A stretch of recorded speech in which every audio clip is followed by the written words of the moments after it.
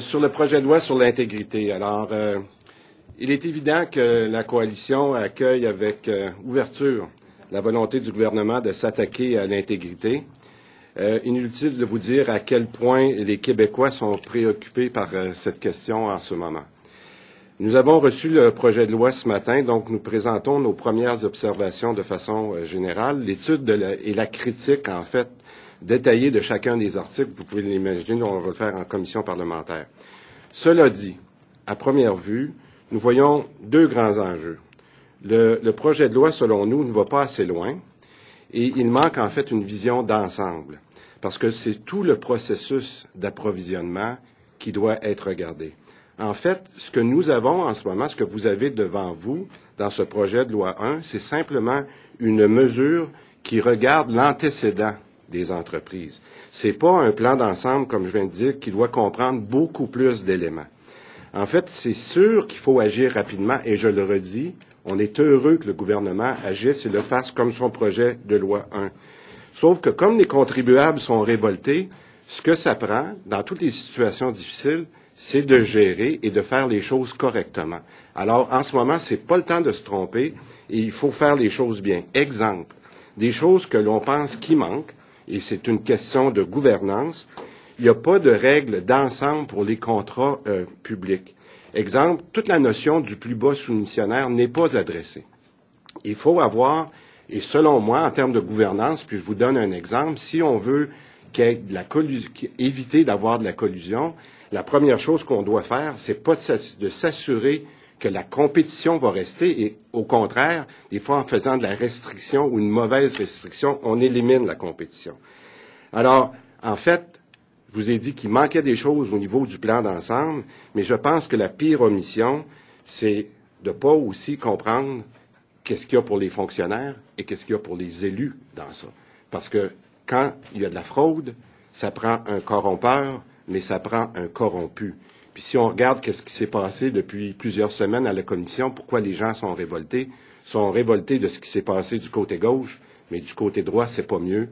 Et je pense qu'il faut regarder ça. Alors, dans tous les cas, ce que je pense que, et c'est pour ça que la coalition va faire équipe dans ce dossier-là, en termes d'attribution de contrats, mais aussi avec l'expertise de mon collègue, et j'aimerais qu'on parle maintenant de certaines exagérations qu'il faut s'assurer de regarder. Puis je passe la parole à M. Luciano.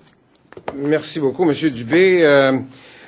Moi aussi, je dois réitérer que c'est un bon premier pas, mais qui mérite d'être regardé encore de plus près.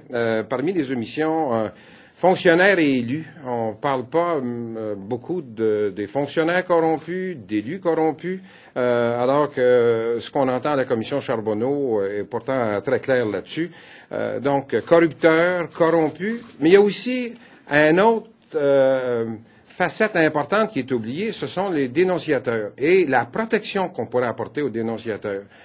Quand j'entends des gens témoigner à la commission Charbonneau, des ingénieurs nous dire que tout le monde le savait, il y a peut-être des gens qui, à un moment donné, ont voulu se pointer et dire, écoutez, il y a un système qui fonctionne, mais personne n'osait le faire parce que, justement, on n'a pas de ces protections-là. Donc, c'est pas uniquement corrupteurs et corrompus, mais aussi dénonciateurs dont on doit parler. On semble aussi s'intéresser beaucoup aux compagnies privées, mais comme je vous dis, un des éléments de l'équation important, c'est ceux qui sont les donneurs d'ouvrage et ceux qui autorisent les factures, en fait, qui gèrent notre argent, nous, les citoyens. Il y a une culture d'irresponsabilité, de non-imputabilité qui semble être en place depuis trop longtemps, et c'est ça aussi qui a choqué les gens. Et donc, on doit faire en sorte de regarder tous ces aspects-là. Dans son état actuel, c'est très fragmentaire, ça part d'une bonne idée, mais on doit aller beaucoup plus loin, parce qu'il y a des effets pervers dans certains de ces retranchements, si vous voulez, dans la loi. Si je prends 21-24, ou 21-25, les articles là, que j'ai. Si, dans le cas de 21-24, on parle, par exemple, de personnes qui ont été accusées et trouvées coupables, mais dans 21-26, on parle d'une personne qui a été mise en accusation. Ben, on avait ce fameux stratagème chez les vendeurs de stupéfiants, c'est ce qu'on faisait. On dénonçait quelqu'un qui se faisait arrêter pour se donner un meilleur territoire quand venait le temps de vendre de la drogue. Il ne faudrait pas que, justement, que cette loi amène des effets pervers où on éliminerait, justement, la concurrence en dénonçant des gens. Et le simple fait que ces gens-là soient mis en accusation, à ce moment-là, on donne le feu vert à certaines de ces compagnies. C'est ça qu'on tente de corriger, d'ailleurs. Actuellement. On tente de corriger le fait qu'un petit groupe d'entrepreneurs soit capable de venir soumettre des offres au gouvernement. Ce qu'on doit faire, c'est ouvrir le champ beaucoup plus large pour permettre à tous ceux et celles qui veulent avoir des contrats du gouvernement d'être capables de le faire. 21-25, M. Cheno parle de donner plus de pouvoir à l'AMF. Là, on dit que même on parle de pouvoir discrétionnaire dans leur cas, là, qui pourrait... Ouais. Alors, qu'est-ce que vous pensez de cette... Est-ce que vous ne pensez pas que ça vient refermer, justement, un problème qu'il y avait, c'est-à-dire que des entreprises qui étaient simplement accusées pouvaient toujours continuer à appliquer sur des contrats? Moi, le problème que j'ai avec ça, c'est comment on fait pour établir le manque d'intégrité ou... C'est quoi les critères objectifs qui vont faire en sorte que notre décision ne se fera pas porter encore là devant les tribunaux pour qu'on étire encore le processus? Et ça, c'est un grand point d'interrogation et qu'on va devoir regarder attentivement lorsqu'on fera l'étude là, article par article.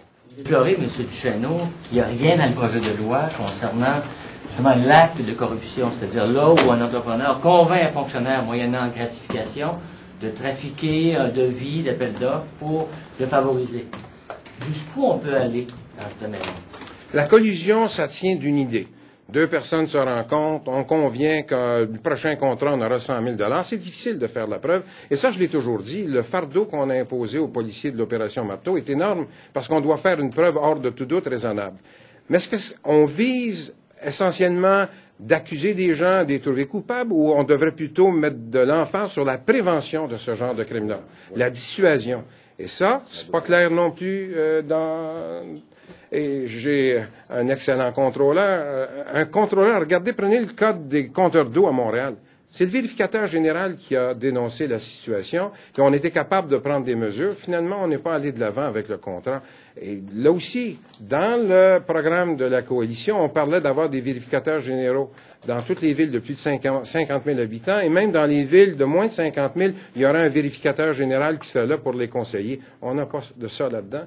Donc moi, j'ai aucune gratification à amener des gens devant les tribunaux pour les faire trouver coupables. Ce que je veux mettre de l'emphase, c'est sur la prévention d'actions collusoires. La grande faille, c'est quoi, M. Duchesneau? La grande faille, c'est que c'est un peu, si on avait pris des éléments à gauche et à droite, on n'a pas une approche globale face à la lutte à l'intégrité et à la corruption. Mais c'est pas suffisant pour que vous ne vouliez pas l'appuyer, par contre. Ah non. Écoutez, on le dit, on va collaborer, et je répète, pour pas que ce soit mal interprété, on salue le courage du Parti québécois d'être arrivé avec une loi 1 qui, le thème, à lui seul, nous satisfait. Ce qu'on veut faire, c'est qu'on ne perdra pas une occasion unique d'aller beaucoup plus loin qu'on le fait actuellement.